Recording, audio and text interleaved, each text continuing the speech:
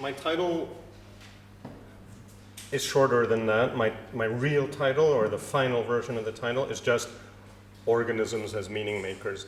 I think the reason for this original title is I'm very, very interested eternally in materialism, and questions of life and organism and embodiment is like the other ball that I'm juggling. It's not a very elegant analogy, but organisms are completely material and they're meaning makers. That could be the exact paradox or motivation for a paper, etc. In the end, the question of their materiality is not central to this particular paper. So organisms as meaning makers is already enough of a project. As I was saying earlier, and apologies, we were forced to eat giant amounts of pig, and so either you guys are asleep, I'm asleep, I'm trying to make myself nervous and full of adrenaline, and it's probably going to start working in 20 minutes or so. It's not my fault, it's the way we are welcomed here. So a quick comment, as I was saying earlier to Jan and Sebastian, they had a trio of a paper, and my paper is also about a trio, which is Uexküll, Goldstein, Canguilhem, and I have too much material, and so in case I get heavily squeezed at the end, I'll just say in one sentence that to me, Goldstein and Canguilhem were the familiar ones. Aside from some banalities about Uexküll, which, like everyone, I could repeat over the previous 10 or 15 years, I never looked much harder into Uexküll until recently for this paper. So Goldstein and Canguilhem contribute a certain version of holism in the investigation of biological life, which I am interested in, I have been interested in, I've written about it elsewhere. And so that's technically the second and third part of this paper. So, as you can see, however, the focus is on meaning. It's not that I have a special expertise, theory of meaning, all that, but this organisms as meaning makers. And if that's the topic, well, it's like a boulevard that takes you straight to Uexküll. Uexküll is the guide. What does it mean for an organism to be a meaning maker? One of the most important answers to this question was given in quite programmatic and messy form by Uexküll, who is my main focus. Uexküll states quite strongly, unambiguously, meaning is the guiding star that biology must follow, and as Di Paolo nicely sort of glosses, as it were, snow prints left by a prey are meaningful even though metabolism is not feeding on the prints themselves. So those are two slightly different kinds of statements. Uexküll is really bold in his statement, and Di Paolo is still pretty ambitious and pretty bold, but it gives you a kind of initial flavor. In a 1951 paper that appeared in French translation, in fact, translated by Georges Canguilhem and his wife, a kind of short position paper on biology and its epistemological status, Kurt Goldstein presents the core problem of biology as, I'm just checking, because I sent different versions, of course, of this PowerPoint. It looks okay, I guess. Goldstein presents the core problem of biology as, quote, where do order and meaning come from in the chaos of isolated contradictory facts? And Goldstein says, this is the characteristic problem of the behavior of the organism. So you guys wouldn't find this to be a weird vision of biology, but you would agree. Most other people in the world outside would say, this is a rather idiosyncratic vision of biology. Not all biologists would recognize these as the core questions of biology. It was, of course, one of Uexküll's central questions, or Leitfaden, in that of meaning-making in a biological context. So this initial big question about what does it mean for organisms to be meaning makers overlaps with, without necessarily being identical with, another big question: what does it mean for an organism to be a subject? Let me say a similar thing in a different way. For an organism to be a meaning maker, does it have to be primarily and originarily a subject, like foundationalist style philosophy like phenomenology? Because the notion of organismic unity, Merleau-Ponty spoke of a forme d'unité, seems to imply a notion of subject. Now, I don't mean to get into petty polemics here, and I would be in any case outnumbered by the friends of Merleau-Ponty, but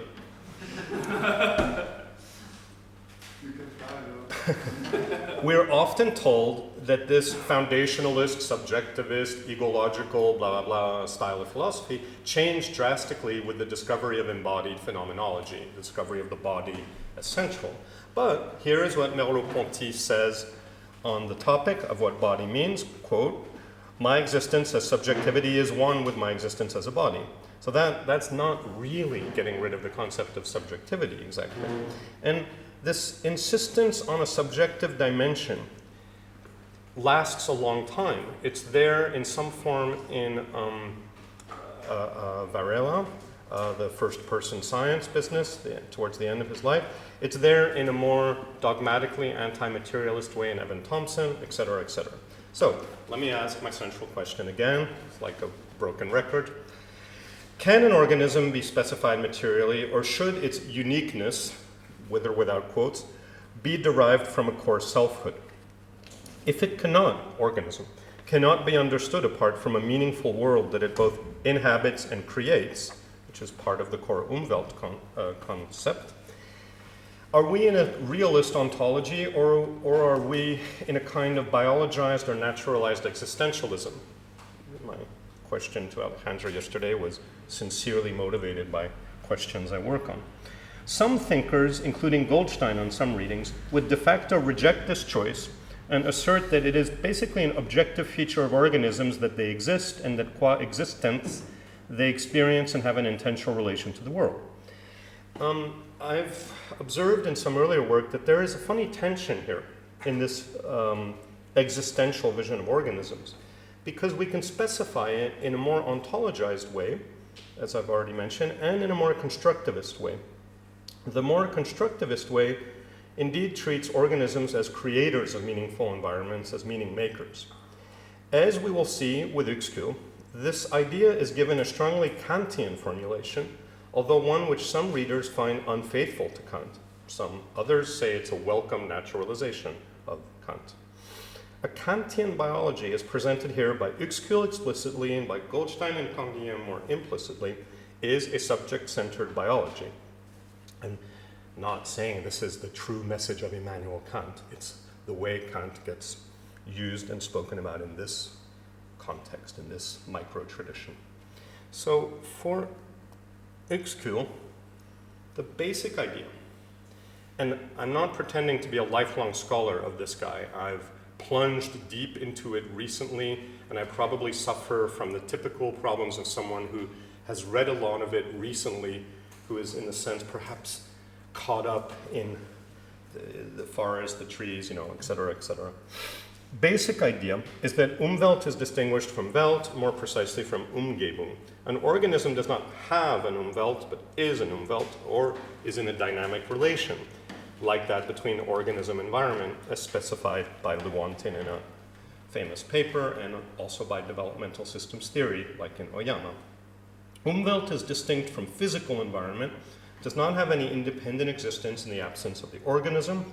It reflects the subjective perspective of the animal and the environment, while Umgebung reflects the external situation, an organism.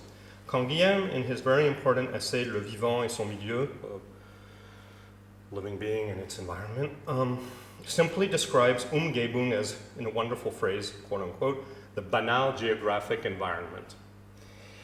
The paradoxes inherent in the notion of Umwelt are neatly encapsulated in the linguistic fact that it can be understood or translated as meaningful environment by some people, but also as subjective universe, and that's the very authoritative Turre von Uexküll, so the son of the Uexküll. Umwelt connotes the subjective, perceptual, or phenomenal world of the organism. For those who care about such things, it's only later in the 20th century that Umwelt came to have the standard meaning of environment in an ecological sense, like Umweltschutz, protection of the environment. That's a more recent stabilizing meaning. Everyone knows Uexküll's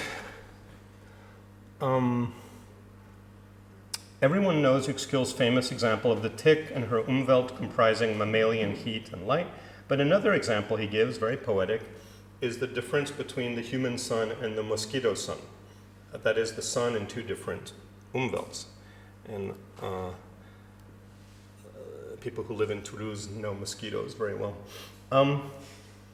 I'll read it because it's pretty. I won't read all my quotes. But among the animals with their smaller Umwelt horizons, the celestial bodies are essentially different. When mosquitoes dance in the sunset, they do not see our big human sun setting 6 kilometers away, but small mosquito suns that set about half a meter away, etc., etc. Now, how are these different worlds or different Umwelts created? By means of what Uexküll calls functional circles. The world of an animal is characterized by a functional circle which integrates an entity into its environment. Quoting Uexküll, a functional circle is the mechanism that creates phenomenal objects and thus Umwelten. It is a circle or cycle, Kreis, because it involves a circular process of recognition and action between inside and outside an organism. In fact, there are a number of functional circles involved in the animal's experience. It's important to Uexküll that this is non-mechanical experience, i.e. not reducible to input and output processes, stimulus and reaction. It's not that there's no reaction, but that there's a process of interpretation, that's production of meaning, involved. Quoting Uexküll, the living being's reaction is, even in the simplest organisms, the selection of a response habit appropriate to the circumstance. And he distinguishes, it's important, but I won't dwell on it, he distinguishes between mechanistic properties, machinelle properties, and supra-mechanical or supra-mechanistic properties, übermaschinelle properties. This analysis of Umwelt and functional circles has a number of implications, and unsurprisingly, it allows of a number of interpretations. One sees the functional circle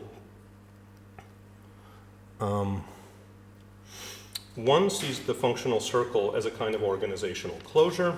Another sees a kind of anti-subjectivist and indeed basically anti-speciest intuition. So U.C. Parika writes, there is a panorama of perceptions and ways of approaching the world that are closed to us humans but continuously lived by other life forms. Very Deleuze-Guattarian for those who like or don't like that stuff. This is ironic. This anti-speciest intuition is ironic given Uexküll's implicit anthropocentrism. That is, as Winthrop Young phrases it in his extraordinarily wordy but extraordinarily cultured long afterword to the 2010 translation of the Streifzüge, quoting Winthrop Young, once you grasp Lassie's functional cycles, you also gain access to the Umwelt of Rin Tin Tin, Benji, and Cujo, but Monsieur Schultz and Meyer live in very different soap bubbles. Most of that's completely culturally dated, but he's referring to the famous sort of TV and fictional collie, Lassie, from the 50s, and then Rin Tin Tin is another TV dog, and then Benji is a film from the 70s or 80s that I think I saw as a kid. Cujo is a more mean dog, but so point being that if you get the functional circle of one, you get the functional circle of all those creatures, but Monsieur Schultz and Meyer live in different existential worlds, as it were. So, in a way, it's strange that Uexküll is a kind of anthropocentrist, given that he insists on the plurality of Umwelts. But there's some degree of anthropocentrism there, since there's a crucial divide between the more open human Umwelt and the animal ones. I think Uexküll himself is not completely consistent. I think he says different things about this, possibly changes his mind over his career, but that wavering is there. He sometimes is quite sharp on the issue. In the Bedeutungslehre of 1940, he says all animal Umwelten are equally closed in contrast to this human openness. And that word open, or openness, is probably where the worst Italian philosopher of the 20th century got his title, The Open, for a reflection on exactly these issues. I'll skip a bit. I mean, this point about humans versus animals, or humans and animals in Umwelt terms in Uexküll, it's not a trivial issue, since it has immense impact in both 20th century philosophical anthropology, in Scheler, Plessner, and Galen. It has immense impact on Heidegger, who devotes a lecture course to these issues, and who of course opts for the more anthropocentric view, et cetera, et cetera. So there's plenty, and this is not a secret. It's been studied. Brett Buchanan wrote a book about this kind of reception of Uexküll. Now, in the biosemiotics and environmental humanities reading of Uexküll and those receptions, people are more excited by what I was calling the anti-speciesism. And this is nicely encapsulated by Dorian Sagan. I don't know if they're related to Carl Sagan or not. Yeah. Yes, Son? Yeah. Okay, it's good to admit one's ignorance in public. Huh? Oh, wow. That's quite a story right there. I'm distracted from my paper now. Dorian Sagan, son of Carl and of Lynn Margulis, says about Uexküll, as a scientist, he shamanized himself into what it must feel like to be other organisms. Now, the idea of functional circle has come in for some important counter-arguments. A criticism that was made in different ways by Plessner, Buitendik, Goldstein, and much more recently by my colleague, Paul-Antoine Michael, by chance, I don't know, focuses on the deterministic character of this process, the sort of rigidity of it. To borrow an example from Di Paolo, in a rigid model of Umwelt and functional circle interrelation, receiving a blow or being stung by a wasp would be equivalent examples of behaviors as punching or stinging. And indeed, Uexküll in some texts describes the fit between organism and environment as being like that between pegs and sockets, so pretty rigid, as it were. In other texts, Uexküll allows for more leeway or wiggle room in the animal's capacity to interpret a given situation by means of different functional circles. So the less rigid view, the less rigid way of understanding these things, treats organisms as meaning carriers and perhaps even meaning makers, rather than the more mechanistic view, which is, as Ture von Uexküll wrote, summarizing his father's ideas, the mechanistic view is blind to meaning, bedeutungsblind. Animals are not blind to meaning on this view, because they select and interpret stimuli rather than being passive receptors thereof. There's an example of this position. You know, every animal is a subject. That word subject is going to come back in a bit. One can expand, and I will only mention this here since I have too much material anyway. One can expand on the way that this idea, this aspect of the Umwelt idea, resembles an ecological and cognitive niche, given that a core idea of niche construction is that organisms do not merely adapt to an external world. Ticks and octopuses and orcas have different cognitive agendas, and they have an active role in building these niches. And Uexküll uses the nice term Spielraum for exactly that aspect, as it were. It's possible that the ecological niche is still a more objective concept than the Umwelt, since there is a subjective dimension that's both explicitly emphasized by Uexküll and that somehow laden, the theory sort of is, it's a bit weird if I say pregnant with it, but is laden with it. To treat an organism as a subject, as a producer of meaning, implicitly means defending a version of the old yet eternal machine-organism polarity. But it also means, saying the same thing a different way maybe, defending a dimension of agency, since a contrario, animal machines are characterized by lack of agency. Now, what is an agent? Di Paolo, who, it's the first time in my work that I'm strongly using the work of Ezequiel Di Paolo, Di Paolo's definition is quite usable and emphasizes engagement in the world. An agent is a, quote, self-constructed unity that engages the world by actively regulating its exchanges for adaptive purposes, etc. If animal machines are by definition not agents, well, what does it, we can say, oh yes, of course, but what does it mean to study living beings in that way? For one thing, in a rather Gibsonian way, it means treating sensory organs not like little cameras and other mechanical devices. Uexküll commented favorably on Driesch's vitalist embryological ideas as striking a blow against the machine view of life.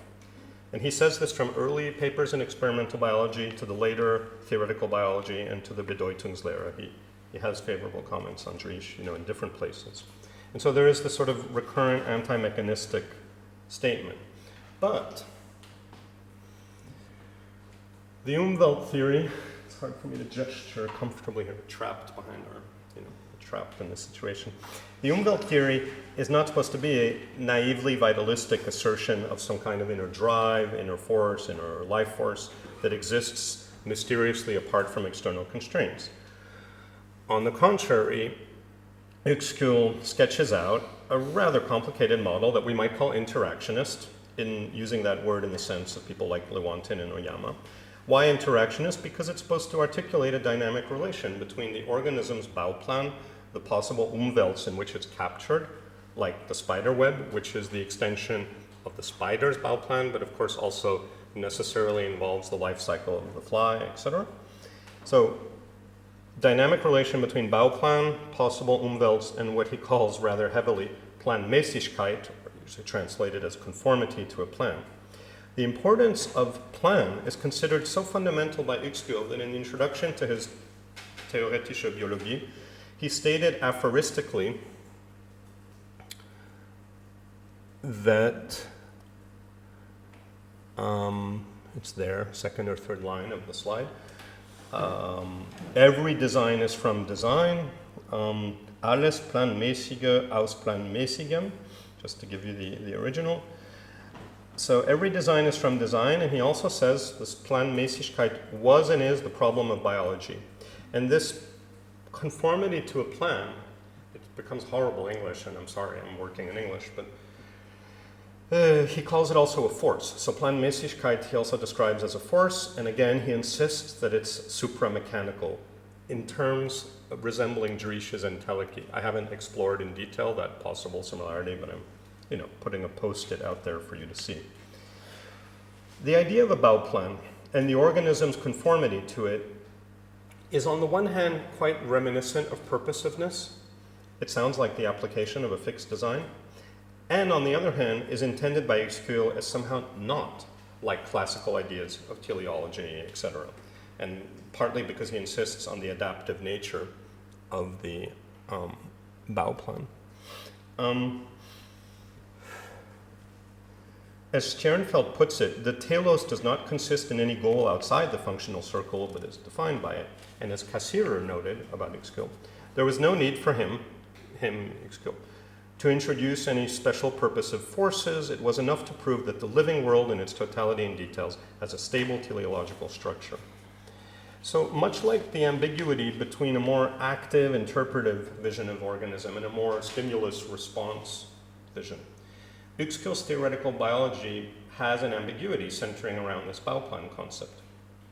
As Pagan and Dal Pozzolo observe sharply in an excellent recent paper, this aspect of Uexküll's thought, on the one hand, opens itself to a dynamic conception of the organism-environment relationship. On the other hand, the Bauplan concept and this idea of conformity to a plan seem to fix the organism to its a priori endowment, etc., etc. And Di Paolo, in a funny little piece that is a afterword or postscript to an edited volume on Uexküll and philosophy, which I accidentally failed to accept in the series I co-edited, so it came out in the rival series at Routledge. I highly recommend this volume, which I failed to include in our series. Di Paolo, in this postscript or afterword to this volume, says, if there is to be a future for Uexküll, we need to give up on some aspects, these kinds of aspects of his thought. It's like if we want to move it into the future, as it were.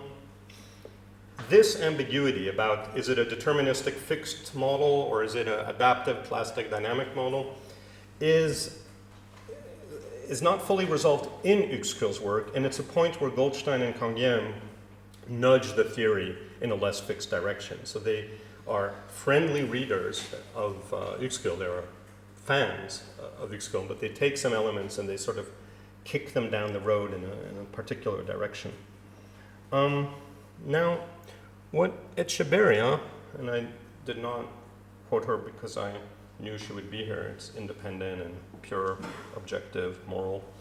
What Echeverria writes about Varela and Canguilhem applies equally to Uexküll, as was emphasized by Varela in the inactive can't speak anymore. As was emphasized by Varela and by the inactive perspective for which Canguilhem's work was an important inspiration, the relationship of the organism and the environment cannot be a fixed input-output correlation, because it enacts or creates meaning related to what agents value. So, returning to that basic difference with which I began between Umwelt, Welt, Umgebung, what is truly distinctive about Umwelt is this dimension of meaning. We're reflecting what Di Paolo calls the engagement with the world and what Echeverria calls enacting or creating meaning.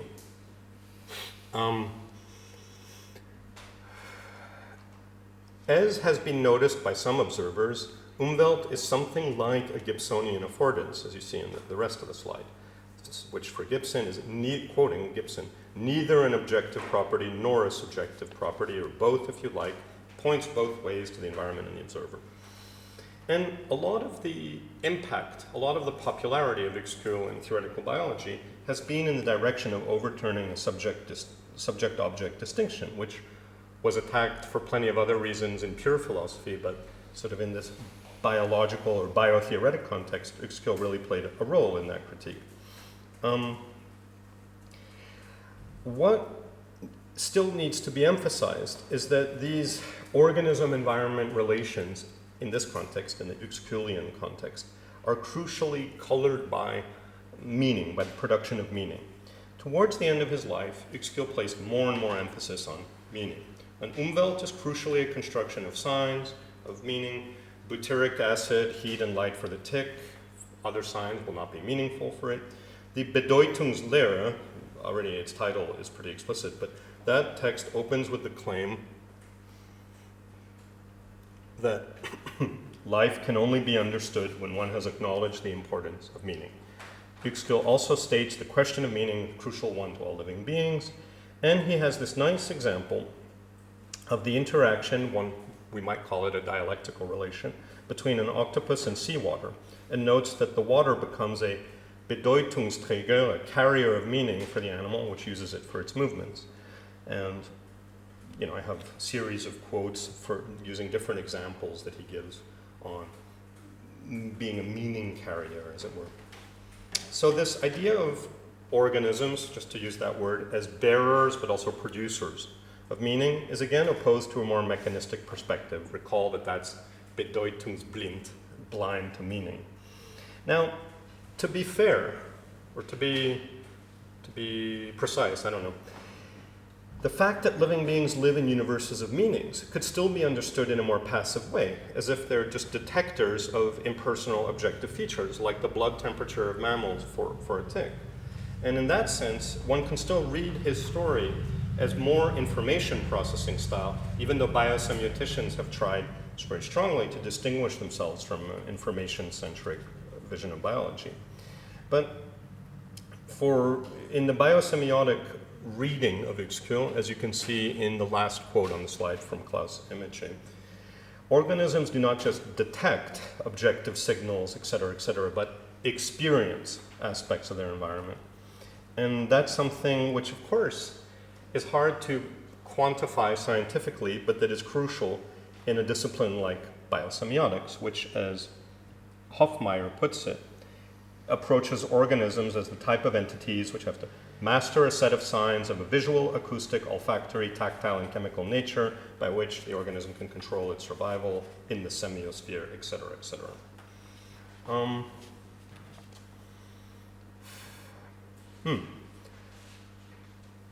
Another point on which discussions of Umwelt get tangled up in the secondary literature is the extent to which this word has a subjective, the word and the concept have a subjective dimension. Because Uexküll often speaks of subjective space, subjektive Raum, of the organism. For some readers, Uexküll's anti-reductionism leads him to present a subjectivist epistemology based on biology. That's someone called a Rüting. Others say it's a Kantian dimension, and Uexküll seemed to take that dimension very seriously himself. As he wrote at the end of the 30s, Kant had already shaken the complacent position of the universe by exposing it as being merely a human form of perception. From there on, it was a short step to reinstall the Umwelt space of the individual human being proper position. Surprisingly to those of us, maybe everyone in this room, who are accustomed to the popularity of references to Kant's third critique in biological theory, the constant Kantian motif in Uexküll, which can be considered a naturalized Kantianism, does not build on the theory of organisms as organized wholes in the third critique, but instead on the first critique. Uexküll holds that the Kantian constitutive spheres of space and time were not so much absolutes, but rather special conditions of variation found in all animals and entities that sense. In his early studies on tonus, in the early 1900s, he describes his position in classic epistemology.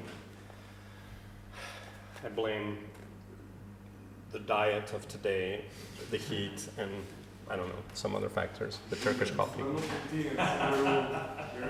I should have had a drink at lunch. That would actually have worked. In the early studies on tonus, he describes his position in classic Kantian epistemological terms, quote, to observe things as ends of nature falls under the regulative use of reason, and he notes that the mistake of the vitalists, quote unquote, was to make constitutive use of a regulative function. So we could say it's a kind of naturalized Kantianism. Now, there are different kinds of naturalized Kantianism. I have not the time today, and in some sense it's irrelevant if I start exploring the other options, including the famous teleomechanism of early 19th century German biology. What it means for Uexküll to be a Kantian, or at least to make use of some big slogans of Kantian vocabulary, is to bring the subject back into biology. Hence, this strong claim, which you see in the second quote on the slide, all reality is subjective appearance. And so, as you could see in the rest of that quote, the all reality is subjective appearance is very quickly linked to a Kantian reference. And there is a lot of this language of subjective reality. Whoever denies the existence of subjective realities has not recognized this and that. And some people want to quarrel or quibble over the extent to which this is a proper Kantianism. Some of the recent, very recent work looking at Uexküll debate whether Umwelt is something like a transcendental structure or a more pragmatic kind of concept. So, there are those, it's not just that there are those debates going on, there's a sort of ambiguity right there in his thought. But let's be content to say, unambiguously, Uexküll's Kantianism is a theory of subjective constitution in a sort of biologized form. It doesn't matter whether or not this is the real Kant or not. Interestingly, Plessner, who I know very little about, this is just a small reference to Plessner. Plessner criticized Uexküll not for having a wrong reading of Kant, but for being too Kantian. For Uexküll, on Plessner's view, the positional field would actually belong to the organism, just as Kant's form of intuition of space and time belonged to the subject and only the subject. And he calls him, uses the language of the monad, which there is monadic language in Uexküll. I don't think there's any reference to Leibniz in the major work. My friend and brilliant friend Tobias Chung has an article about a novel by Uexküll, which I've never read. And apparently in the novel there is a Leibniz reference, but that's really getting hardcore. You don't find that in the rest of the scholarship on Uexküll. The subject, the Uexküllian subject, we're doing continental philosophy of biology here after all. The Uexküllian subject is not a Kantian mind, nor, he would add, a materialistically understood body. Long parenthesis that I could make. He's not a big fan of materialism and says quite strict things about it. But the subject here is not a kind of pure mind, nor a materialistically understood body. It's an organism. Now, possibly conversely, the organism in this sense, and this is bad English, but there's no way out of this word, it's a knower. The organism is understood here as something that is engaged in knowing, something that knows, subject of knowledge. And so it's important to not pass under silence the kind of idealistic sides of this thought. And Anne Harrington, in her chapter which introduced Uexküll to a lot of English-speaking readers, And Harrington quotes an early paper by him where he speaks of biology as anschaulich. And there is something, this is, let's say, for another paper, there's something interestingly reminiscent here, and this is perhaps Sebastian compatible or Sebastian friendly. There's something oddly reminiscent here of Canguilhem's defense of vitalism as a lack of determinations. There's a very beautiful passage, an essay on vitalism by Canguilhem, where he says, it's no wonder that reductionist biologists criticize vitalism because it's deliberately a lack of determinations. And there's something like that with this anschaulich business, I think. For Uexküll, quoting him, structure is not a material thing. Biology treats of the immaterial relationships of material parts united in a body. And that explicit anti-materialism is not part of Uexküll as taken over by Goldstein or especially by Canguilhem. That's perhaps a cultural feature of 1920s, 30s, 40s Germany in this case. Uexküll's version of what Canguilhem might have called philosophie biologique insists that the constancy of matter about which the materialists boast is not a solid base for a comprehensive view of the world. The constancy of subjects is substantiated far better than the constancy of objects, etc., etc. I mean, and this, you might say, is not propagandistic, but is, it's not clear the extent to which this makes a difference to the pros and cons of the Umwelt theory. He seems to care about these things, but then it's a tricky business to distinguish between maybe pure philosophical, ideological statements and the core of the Umwelt theory. That's the kind of thing careful work on Uexküll will have to do. How much time do I have left? No. Not generously. 10 minutes. Yeah? Okay. So, the question then is what happens to this theory in Goldstein and Canguilhem? And in 2 sentences, an important thing that happens to this theory in Goldstein explicitly, in Canguilhem sometimes also so explicitly, is an aspect of self-actualization. Let me see if I can find this actual quote. So for example, and this is not in the slides anyway, Goldstein writes, the environment of an organism is by no means something definite and static, but is continuously forming commensurably with the development of the organism and its activity. And, pretty important sentence, still Goldstein, the environment emerges from the world through the being or actualization of the organism. And my friend Henning Schmidtgen has pointed out to me recently that the text of the Organism book by Goldstein is going to require real philological work, which no one has done on it yet, because he apparently tweaked bits in both the French and the English versions. And so it's as if they're 3 different books in some respects. There's a German, I'm not sure if the German went through any further unindicated changes, but German, English, and French, all of which have some legitimacy and meaning, and no one has actually noticed that the text is actually not the same.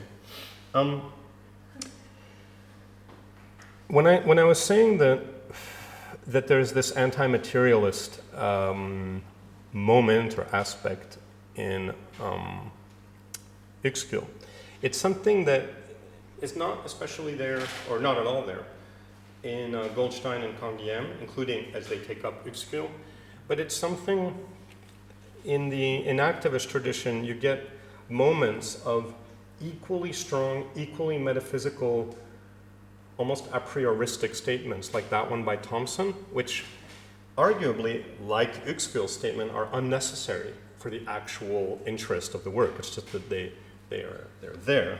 And that's something of interest to me, which is separate from the primary theme of the paper about meaning.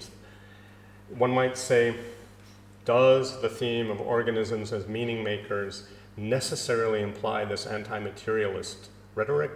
And I would like to think not, but that's just a comment, as it were.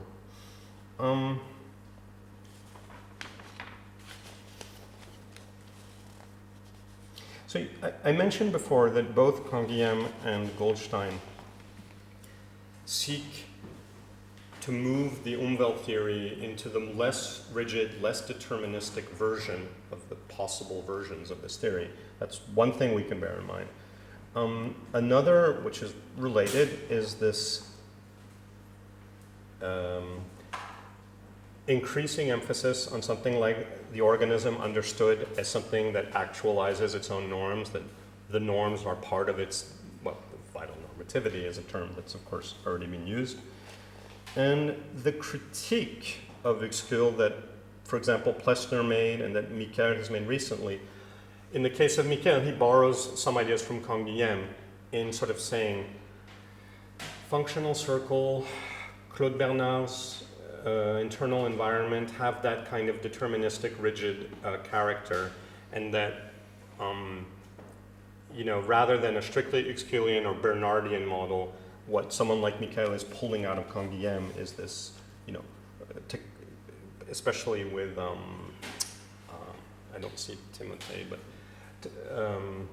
especially with reference to the propulsive and repulsive business. So let me conclude.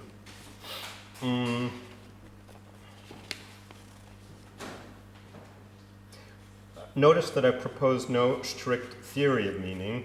I don't think it's that easy. So it's easy to describe how a certain tradition in biological theory wants to be about organisms as meaning carriers, meaning makers. That it's less easy to say, oh, and here is a strict theory of meaning that goes with this theory. That's not necessarily a big criticism. Like, I'm just saying, I'm aware that I didn't provide that. So I'm trying to reflect on Uexküll, Goldstein, and Canguilhem's answers to the question of how and why organisms are subjects and meaning makers. That's another, of course, another issue that I've left a bit hanging is there's this insistence on the subjective dimension. In Uexküll's case, and actually in Goldstein and Canguilhem as well, there's a Kantian motif. There's a more or less explicit involvement of Kant. And I don't know if these are three ways of saying the same things or three, different aspects of a theory. There is this emphasis on the meaning-making dimension. Of course, I didn't say as much about Goldstein and Canguilhem today, partly because what was new to me was Uexküll, and I've written elsewhere more about Goldstein and Canguilhem, partly just because the paper was too long. And as I was saying in my response, in a response I had to Jan and Sebastian's paper, I have these three authors, and then there's a lot of methodological questions that come up, which is, for example, Uexküll is some kind of proto-cognitive ethologist. Goldstein is a clinician theorist. Canguilhem, who is also a vitalist, but is most famously a philosopher of medicine. Of course, we can do what we like with anyone's theories. You could say, oh, I picked this great line, and I picked this great line, and I made a model. Is there more deep integration than that? And of course, it's helpful that Uexküll is read by Goldstein, is read by Canguilhem, and to some extent, Canguilhem will sometimes put a piece of Uexküll and a piece of Goldstein together. So there's a certain organicity to that tradition. There are fault lines here, meaning that it's not all this perfect Lego arrangement. For example, some versions of the organism as meaning makers theory wants a kind of subjectivity or selfhood to be there. Thompson writes, life realizes a kind of interiority of selfhood and sense-making. I don't know the difference between meaning-making and sense-making, if there is one, but I could just as well say meaning. And Canguilhem, one can actually sort of pick that as one's radar, as one's, when some scientists will put a colored dye in a system so that something will appear on your visualization. We could ask about Canguilhem the extent to which he subscribes to views like that about the subject or interiority, which would also, as a bonus, answer the question to what extent he is in proximity to phenomenology. Again, in the Goldstein story and in the Goldstein-Canguilhem story, it's I quote, the being or actualization of the organism is the process through which the environment emerges.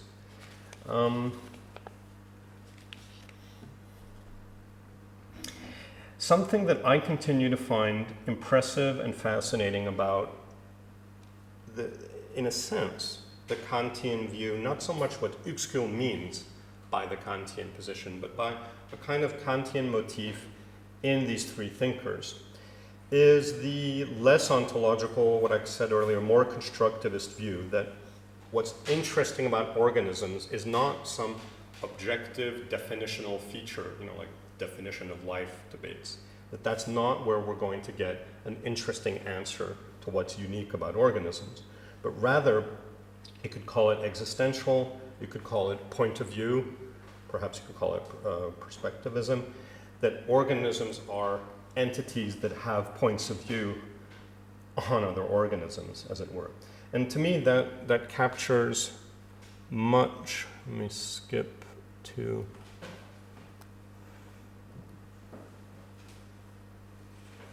Well, I did have a Weber and Varela quote, but I had to skip some of that part of the paper. This is, I guess, my last slide.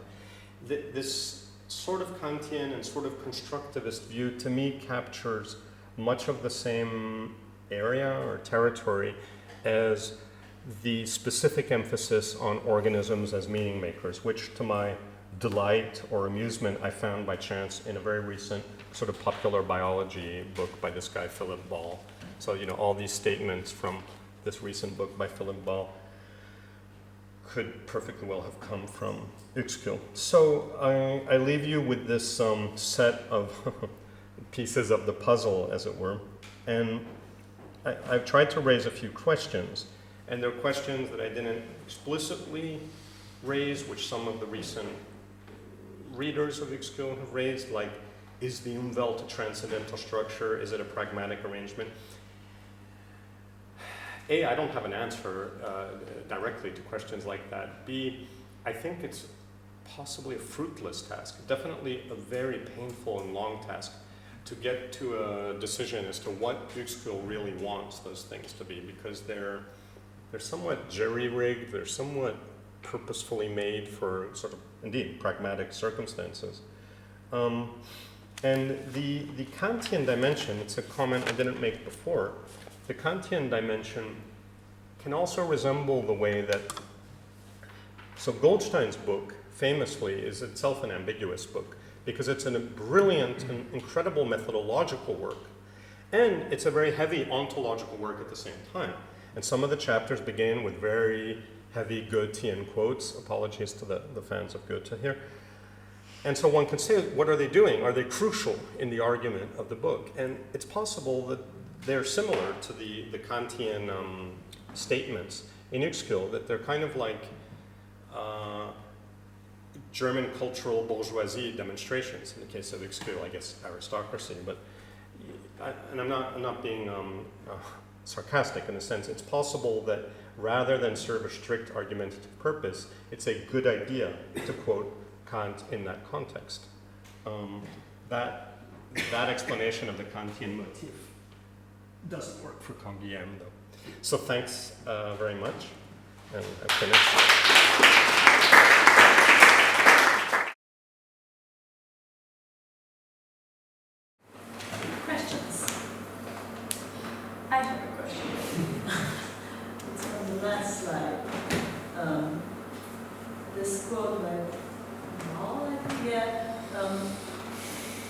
The organism doesn't have to be aware of meaning to be a meaning generator.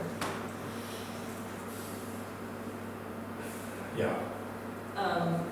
So what would be the interpretation of a perspective on, so a perspective of like something being relevant for the organism, and that wouldn't imply some sort of awareness of, not awareness as, or like some sort of like higher awareness, but like isn't it sort of, is it empirical or isn't it? Thanks, but I'm not Bennett, I'm not Starobinski, I'm not even Godfrey Smith, but it seems to me people could give pretty robust answers to the way in which organisms are filtering out, to discriminating, possibly even sort of pre-preparing a situation, etc., without any kind of special fancy level of awareness.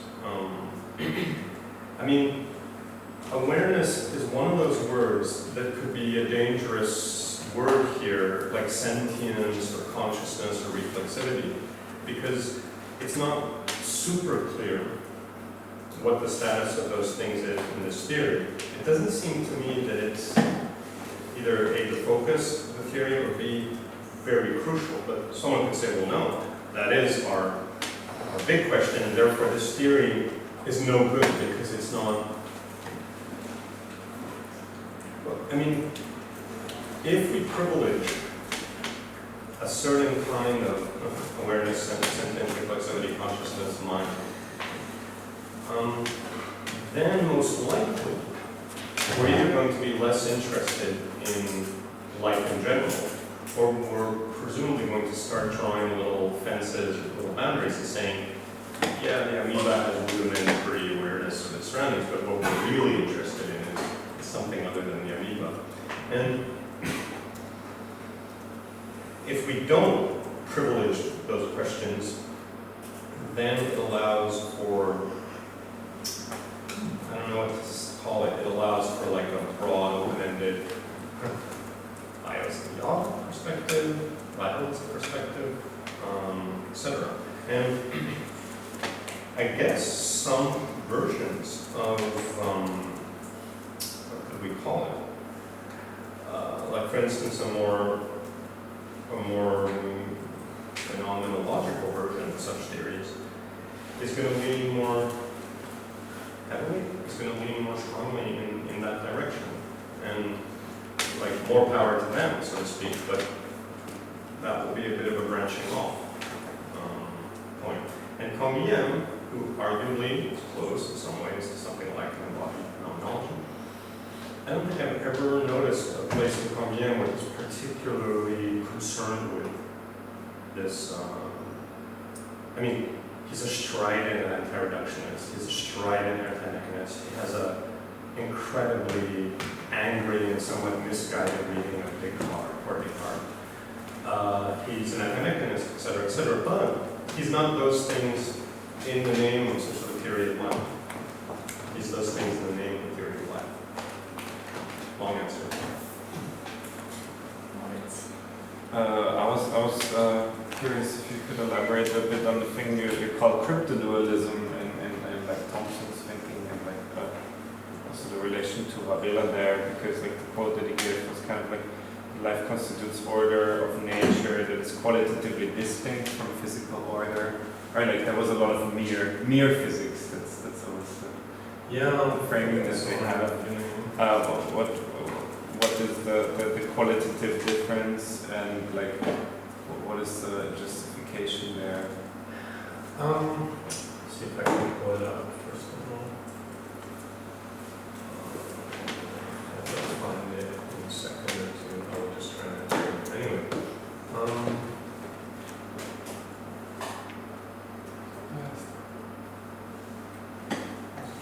Oh well.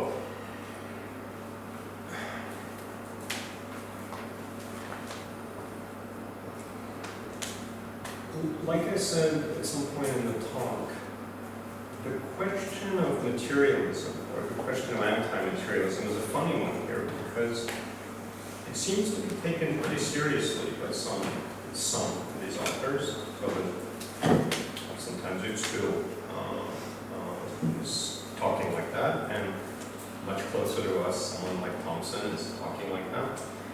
There's a quote that I don't remember giving, but what you're saying sounds like maybe I did give it. There's another passage in the very long book by Thompson where he says we need an expanded sense of the physical interiority, etc., And it's striking to me about Goldstein that he's engaged very much in a rather avant-garde, in a rather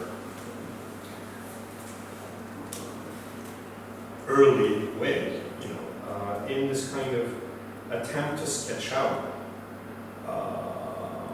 world or a scientific project, or clinical project, where existence, existential dimensions, experiential dimensions, also subjective dimensions are not going to be factored out in favor of, it's the famous critique of behaviorism, etc. And it's striking to me that much of what's, much or all, well, much of that theory, including as it's transformed in Canguilhem, is, I guess, am I supposed to stay near the mic? Is materialism compatible? And then, of course, one could be like the annoying school teacher and say, oh, it's because those people have a very narrow vision of materialism. If they had bothered to read A, B, C, D, X, they would have found out that materialism is much more diverse than what they were warning against. And I mean, that's stuff like cognitive archaeology, Malafouris, is one of the places where some of that kind of thinking goes. And so it, in a way, it leaves behind dogmatic metaphysical debates. It just says, the brain is a fascinating thing, the mind is a fascinating thing, all of these are engagement practices. Let's study practices, let's study tools, let's study art. And it's as if they've simply bracketed away the isms. Canguilhem is very careful not to take those kinds of strong positions.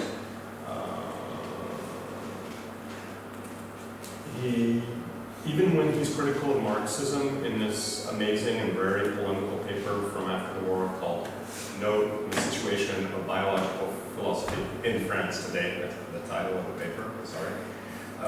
Even when he's very critical of Marxism in that paper, he's friendlier, as you said, at a later stage of his career, what he's criticizing is rationalism. He's not criticizing analysis in terms of material structures. So, sorry, you were saying, why am I calling it crypto-dualism? Yeah, what does the crypto refer to? Underdualism. Huh? Underdualism. Well, crypto, because it doesn't dare come out and say, I need a metaphysics of immateriality against the scientific culture of matter. That would be, dualism that says its name, as it were. Of course, there are different kinds of dualism. Not all dualism is Cartesian substance dualism, but those statements are blunt statements where the physical is defined as the sort of merely physical, etc., and interiority is presented as, in some sense, metaphysically, ontologically other than the merely physical. It doesn't seem like a great way to proceed to me, or else it's just purely stipulative, which, again, people are welcome to be purely stipulative, but I see no reason to be persuaded by people saying, I define reasons as white rabbits coming out of a hat, and I define causes as black and white skunks coming out of a hat, and I'm going to develop a metaphysics based on the definition that I've postulated as my primary definition. It's like, okay, but it's not really an argument. I think Alejandro had a hand. Oh, Yeah, just one short if you want, or... Let's do two short ones. No, I promise not too quick. I don't know if it's a short one, so maybe. Oh, mine is more than you probably. So go ahead. I need to explain that. I mean, your money. Yeah, thank you, Carlos. This was really, really interesting and enriching. So, for your trio, I have a concern about the concepts in these different languages, right? Because you're mixing here Umwelt and you and environment, which come from, of course, their histories are imbricated, but they are referring to very different things at least. So in my own historical work, I try to make a distinction between the history of environment, the history of you, the history of Umwelt. And I think this is a tension because each of these concepts comes with particular ontological commitments, right? Umwelt, in principle, does not allow the bifurcation between an organism and something else, right? As you said, an organism does not have an Umwelt case, an Umwelt.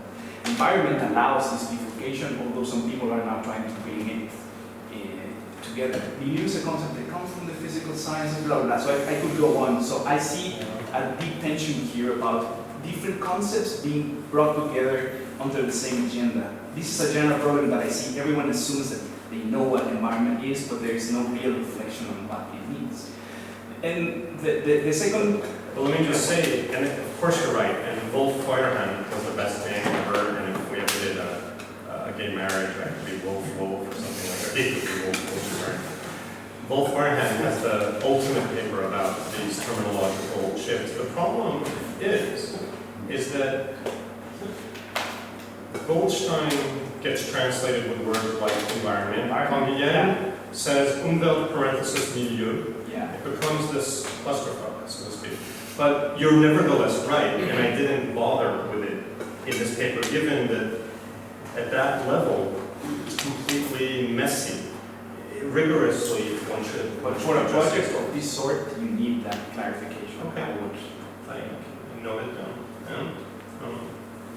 And the other point really concerns about this tension of having the organism and then losing it in a concept such as Umwelt, right? Because there is a sense in which we can think of the organism as agent, but if there's only Umwelt, then organism is sort of just a conceptual device that we're using to kind of subpartition Umwelt in a way. So I really see a tension for holistic thinkers. I explicitly say this for Goldstein and for Uexküll, of wanting to have both the organism and something that is beyond the organism and that includes things like subjectivity, experience, blah blah blah. So I really see a tension of organism as something differentiable, or something we can understand based on its properties, blah blah blah, and then at the same time something that is ontologically co-constituted with its own world. So I see really an ontological tension there between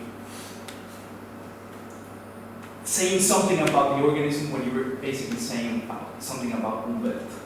I don't know if it's clear enough, but I feel this as a deep tension, and I don't know how to articulate it here because people are turning too quickly between saying something about organism and then saying something that organism and environment are co-constituting one each other. Then why do you keep talking about that? I amalgamated them more, which could be equally problematic. Now that I think about it, listening to you, it's true that there's a reason why Uexküll was some kind of father or whatever called into the ethology, because his focus mostly or primarily was in that direction. Goldstein, who of course is all about, like, it's such a weird choice of word, the organism. Of course it's not about organism in any actual sense. It's about the subject, the damaged subject's efforts to reconstitute world/totality, and perhaps the clinician/therapist's role in contributing to the reestablishing of the totality. And so in that sense, it's not really a theory of environment in a strong sense, sure. And Canguilhem, at that point, is like the scholar. He's, again, different in voice or whatever from Uexküll and Goldstein, who are first degree, so to speak, even if we use all kinds of horrifically dense references. Canguilhem has this essay on the notion of milieu, where he's sort of saying, look, here's the political dangers of some of these things, here's what happens when you move biological concepts into the social. And so sometimes he can just hide behind the mask of the scholar. Canguilhem, the Biblist, does not hide behind the mask of the scholar, but that would be a further question for me. Am I pretending that, am I papering over that difference as well? I hope I hear Javier someday. Thank you.